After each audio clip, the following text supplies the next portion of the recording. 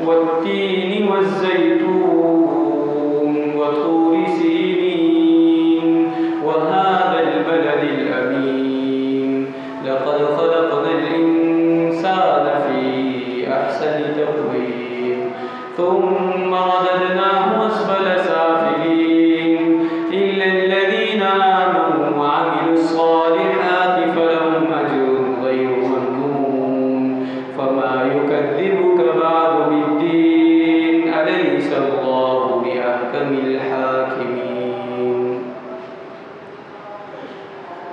تمام قسم کی تعریفات و تسبیحات تمجیدات کبریائی بڑائی اور بزرگی اللہ وحدہ لا شریک کے لیے اور بے شمار درود و سلام ہو ہمارے پیارے نبی جناب محمد رسول اللہ صلی اللہ علیہ وسلم کے ذات اقدس پر. محترم سامعین و سامعات، حالات حاضرہ ہمارے سامنے ہیں. اس وقت اگر سوشل میڈیا کا دور ہے، ہم اگر اس دور میں ارض فلسطین اور اہل فلسطین کی طرف نظریں دوڑاتے ہیں تو ہمیں وہ بلکتے ہوئے معصوم بچے، وہ روتی ہوئی مائیں اور بیٹیاں اور وہ لاشیں اٹھاتے ہوئے باپ ہمیں نظر آتے ہیں کہ جس سے دل خون کے آنسو ہوتا ہے. اور یقین جانیے ایسے احوال دیکھ کر انسان یہی سوچتا ہے اور یہی عزم کے ساتھ کھڑا ہوتا ہے کہ اگر میرے پاس موقع ہوتا تو میں بہت کچھ کر لیتا. اور یہی غیرت ایمانی کا ثبوت ہے. محترم سامعین کرام اور سامعات، اس مختصر سے خطبہ عنوان میں آج آپ کے سامنے چند ایک وہ تاریخ بیان کرنا چاہوں گا، یہودیوں کی تاریخ اور ارض فلسطین کی تاریخ. یہودی کس قسم کے لوگ تھے اور یہ ارض فلسطین کی کیا اہمیت اور فضیلت ہے. آپ دیکھیں نا، اللہ تبارک و تعالیٰ نے قرآن مجید میں آیت نازل فرمایا سبحان الذی اسری بعبدہ لیلا من المسجد الحرام الی المسجد الاقصی الذی بارکنا حولہ لنریہ من آیاتنا. اللہ تبارک و تعالیٰ نے اس زمین فلسطین کی سرزمین کو 2 ٹائٹل دیے، بہت زیادہ اہمیت دی. فرمایا یہ وہ سرزمین ہے کہ جہاں سے بیت اللہ کی سرزمین سے رب العالمین نے محمد رسول اللہ صلی اللہ علیہ وسلم کو اٹھا کر ارض فلسطین پر لا کر تمام انبیاء کی امامت کروائی. الذی بارکنا حولہ، اس زمین کے ارد گرد کو ہم نے بابرکت بنا دیا. جسے رب العالمین بابرکت کہہ دے اس سے بڑی اہمیت کیا ہو سکتی ہے. دوسرا ٹائٹل رب العالمین نے اس مقام پر عطا فرمایا کہ جب رب العالمین نے ان بنی اسرائیل سے کہا تھا کہ اے بنی اسرائیل ادخلوا الارض المقدسۃ التي كتب اللہ لكم، اس مقدس زمین میں داخل ہو جاؤ جو اللہ کے ہاں بڑی عظیم سرزمین ہے. لیکن انہوں نے انکار کیا تھا اور کچھ اس الفاظ میں انکار کیا تھا کہ موسیٰ علیہ السلام سے کہنے لگے ایسے بدبخت لوگ تھے. یہ یہودی اس قسم کے بدبخت لوگ تھے. موسیٰ علیہ السلام سے کیا کہنے لگے کہ موسیٰ اذهب انت وربك فقاتلا انها هنا قاعدون، کہ جب تک یہ لوگ بڑے بڑے جسموں والے لوگ اس سرزمین میں رہ رہے ہیں ہم اس وقت تک داخل نہیں ہو سکتے اس زمین میں. تم جاؤ، تمہارا رب جانے، جا کے لڑ کر آؤ، جب دونوں کامیاب ہو جاؤ تو ہمیں بتا دینا، ہم پھر داخل ہو جائیں گے آپ کے ساتھ. یہ وہ ارض فلسطین ہے کہ جس کے متعلق قرآن مجید میں رب العالمین نے فرمایا وَاسْتَمِعْ يَوْمَ يُنَادِ الْمُنَادِ مِن مَكَانٍ قَرِيبٍ. وہ جو قبۃ الصخرہ ہمیں دکھائی دیتا ہے نا، جو ویڈیوز میں ہمیں نظر آتا ہے پیلے گنبد کا وہ جو مسجد نظر آتی ہے، در حقیقت وہ مسجد اقصیٰ نہیں ہے. مسجد اقصیٰ اس کے بالکل فرنٹ پہ بلیک کلر کے گنبد والی مسجد اقصیٰ ہے، یہ قبۃ الصخرہ ہے. اور اس قبۃ الصخرہ کے نیچے وہ بڑا باری برکم پتھر رکھا ہے. تاریخ اس بات پر شاہد ہے، اللہ تبارک و تعالیٰ نے بھی قرآن مجید میں فرمایا کہ اسرافیل علیہ السلام اس بڑے باری برکم پتھر پر قیامت والے دن جب قیامت برپا ہوگی، اسرافیل کو رب العالمین اس پتھر پر کھڑا کرے گا اور یہ اس وقت سور میں پونگے گا وَاسْتَمِعْ يَوْمَ يُنَادِ الْمُنَادِ مِن مَكَانٍ قَرِيبٍ. جب یہ سور میں پونگے گا ساری دنیا کے لوگ ملیا میٹ ہو جائیں گے اور سارے لوگ ختم ہو جائیں گے، کوئی چیز دنیا میں باقی نہیں رہے گی. اور پھر جب رب العالمین حکم دے گا یہ اسی پتھر پر کھڑے ہو کر دوبارہ سور پھونکیں گے اور سارے لوگ زندہ ہو کر ارض فلسطین کی طرف، اس شام کی سرزمین بابرکت زمین کی طرف روانہ ہو جائیں گے۔ اس سے بڑھ کر اہمیت یہ وہ ارض فلسطین ہے کہ جہاں پر انبیاء کرام علیہ السلام کی زندگیاں گزر گئی۔ ابراہیم علیہ السلام عراق کی سرزمین سے ہجرت کر کے شام کی سرزمین کی طرف آئے اور ساری زندگی یہاں پر گزار دی، دین کی دعوت دیتے رہے۔ وہ ابراہیم علیہ السلام کے جن کے متعلق قرآن مجید میں رب العالمین نے مجھے اور آپ کو حکم دیا کہ لوگوں ان کی پیروی کرتے رہنا، وہ آپ کے لیے اسوہ ہے، وہ آپ کے لیے آئیڈیل ہے۔ ابراہیم علیہ السلام نے ساری زندگی یہاں پر گزاری، اپنے ایک بچے کو اسماعیل کو، ان کی والدہ کو حاجرہ علیہ السلام کو مکہ کی سرزمین پر چھوڑ آئے تھے۔ سارے واقعات ہمارے آنکھوں کے سامنے ہیں۔ پھر یہاں پر ابراہیم علیہ السلام مدفون بھی ہوئے تھے، آج بھی اس جگہ کا نام الخلیل کے نام سے یاد کیا جاتا ہے۔ یہ وہ مقدس زمین ہے کہ جہاں پر ابراہیم علیہ السلام کی اولاد بھی پیدا ہوئی، رب العالمین نے ان کو نبوت کے منصبوں پر بھی فائز کیا۔ اسحاق علیہ السلام، یعقوب علیہ السلام کو دیکھ لیجئے، یوسف علیہ السلام کو دیکھ لیجئے، دیگر بہت سارے انبیاء ہیں جو اس سرزمین پر پلے بڑھے اور انہوں نے یہاں پر دین کی دعوتیں دی، لوگوں کو راہ حق پر لا کر کھڑا کیا۔ وہ یوسف علیہ السلام، موسیٰ علیہ السلام کی زندگی یہاں پر گزری، دیگر سلیمان علیہ السلام اور داؤد علیہ السلام کی زندگی یہیں پر گزری۔ یہ وہ مقدس سرزمین ہے جسے آج ہمارے پاس موقع ہی نہیں ملتا کہ ہم اگر تاریخ اڑا کر دیکھ لیں، اللہ تبارک و تعالیٰ کا کلام اڑا کر دیکھ لیں، محمد رسول اللہ صلی اللہ علیہ وسلم کی فرامین اڑا کر دیکھ لیں، ذرا معلوم تو کریں جہاں پر آج یہودی غاصب بنتے چلے جا رہے ہیں اس زمین کی کتنی اہمیت ہے اللہ کے یہاں۔ ان انبیاء نے وہاں پر اپنی زندگیاں گزاری اور پھر یہودی اس قسم کے لوگ ہیں، اتنے بدبخت لوگ ہیں کہ جن کے متعلق قرآن مجید نے بیان فرمایا ان الذین کفروا من اہل الکتاب والمشرکین فی نار جہنم خالدین فیہا اولئک هم شر البریہ۔ لوگوں یاد رکھنا یہ کبھی تمہارے دوست نہیں بن سکتے۔ ہاں ظاہری طور پر دوست بننے کی وہ کوششیں تو کریں گے، وہ کاوشیں تو کریں گے، لیکن اللہ قرآن میں فرماتا ہے کہ یہ یہودی وہ لوگ ہیں اہل کتاب میں سے جو تمہارا دشمن ہے، جو کافر ہے، یہ اس قسم کے لوگ ہیں۔ اللہ قرآن میں کہتا ہے اولئک هم شر البریہ، دنیا کے سب سے جو ہے نا خطرناک دشمن ہے تمہارا، سب سے خطرناک دشمن یہودی۔ کیوں؟ کیونکہ اللہ تبارک و تعالیٰ نے ان پر نعمتیں کی، رب العالمین نے اپنے انعامات ان پر کیے، لیکن اللہ تبارک و تعالیٰ کی نعمتوں کا بھی انہوں نے شکر ادا نہیں کیا، بلکہ ہمیشہ کفر پر اترا، اللہ کے خلاف جنگ کے لیے تیار ہوئے۔ وہ باتیں انہوں نے اپنی زبانوں سے نکالی کہ آج بھی رب العالمین نے وہ آیت قرآن مجید میں نقش کر دی۔ اللہ تبارک و تعالیٰ نے ہمارے نبی کریم صلی اللہ علیہ وسلم پر یہ قرآن مجید اتاری تو اس قرآن مجید میں وہ آیتیں نازل فرمائی۔ اللہ تبارک و تعالیٰ نے کیا نعمتیں کی ان پر، جو یہ کہتے رب العالمین مان لیتے۔ انبیاء کے ذریعے اللہ تبارک و تعالیٰ کے سامنے اپنی کاوشیں پیش کرتے، اپنی تمنائیں پیش کرتے، رب العالمین ان تمناؤں کو پورا کر دیتے۔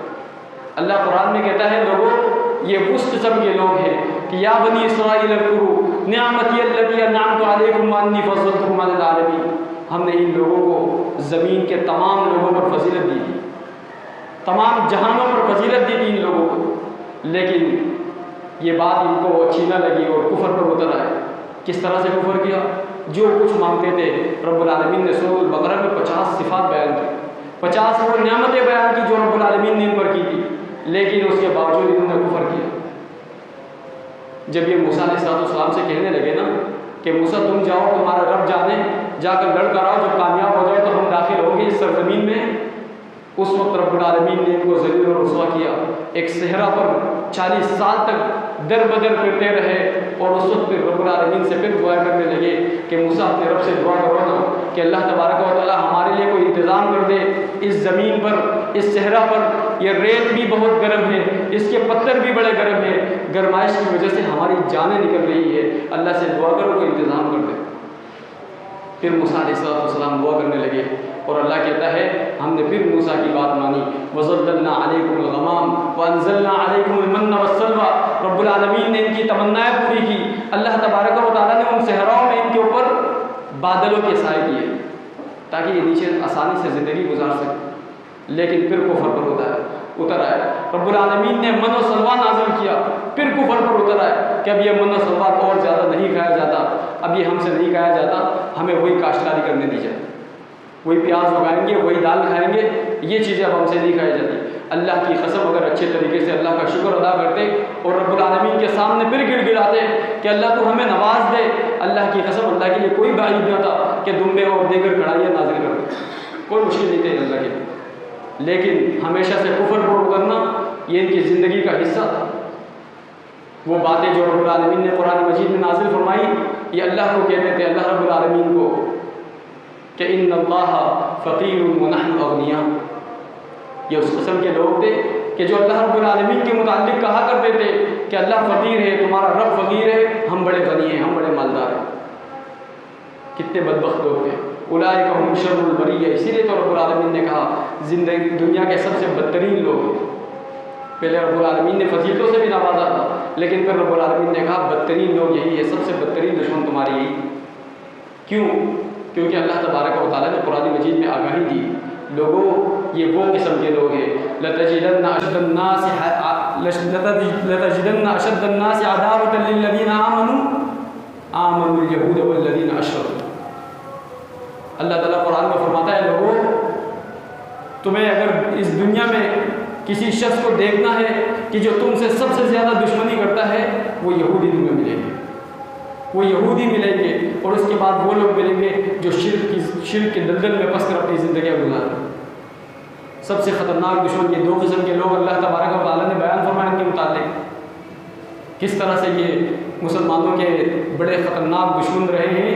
آپ تاریخ اٹھا کر دیکھ لیجیے، آپ کو معلوم ہوگا کس طرح سے انہوں نے اپنی زندگیاں گزار دی مسلمانوں کو ختم کرنے میں۔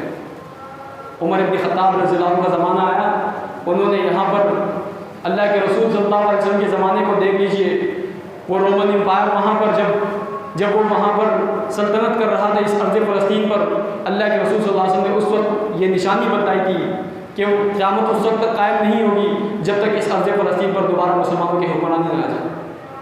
سن 400 ہجری میں عمر بن خطاب رضی اللہ عنہ جو 22 لاکھ مربع میل کے حکمران بنے تھے، انہوں نے جا کر اس ارض فلسطین کی کنجیاں اپنے ہاتھوں میں لی، ان بدبختوں سے اپنے ہاتھوں میں لی، اپنے کمانڈر ابو عبیدہ بن جراح رضی اللہ عنہ کو وہاں پر روانہ کیا۔ جب وہ ان کے سامنے پیش ہوئے تو ان یہودیوں نے کہا تھا کہ ہم یہ چابیاں یہ کنجیاں آپ کے ہاتھ میں نہیں دیں گے، اپنے امیر المومنین کو بلائیے۔ عمر بن خطاب رضی اللہ عنہ کے ہاتھ میں انہوں نے چابیاں تمائی۔ اس کے بعد پھر سے یہ لوگ غاصب ہوئے، پھر سے یہ یہودی قابض ہوئے، اور پھر سے مسلمانوں پر وہ جو ہے نا وہ ظلم و بربریت کی داستانیں رقم کرتے رہے۔ اللہ کی قسم تاریخ آج بھی شاہد ہے۔ پھر اس کے بعد ایک شخص اٹھ کھڑا ہوتا ہے جس کا نام نور الدین زنگی رحمہ اللہ تاریخ کی کتابوں میں موجود ہے۔ انہوں نے اپنی زندگی کپا دی، اپنی ساری زندگی لگائی اس بات کے لیے کہ اس ارض فلسطین کو، اس بابرکت اور مقدس زمین کو واپسی سے ان کے ہاتھوں سے لے کر مسلمانوں کو دیا جائے۔ اپنی زندگی گزار دی، ساری زندگی لڑتے رہے یہاں تک کہ وہ اس دنیا سے چلے گئے اور ان کی تمنائیں پوری نہ ہو سکی۔ انہوں نے اپنے لیے ایک ممبر بنایا تھا، ایک بہت بڑا ممبر تعمیر کروایا تھا، انہوں نے اپنے ہاتھوں سے بنایا تھا کہ جب میں اس مقدس زمین پر فاتح بنوں گا، اسی مسجد اقصیٰ میں یہ ممبر رکھ کر اس پر خطبہ جمعہ ارشاد دوں گا۔ لیکن ان کی یہ تمنائیں پورے نہ ہو سکی، ان کی التجا پوری نہ ہو سکی۔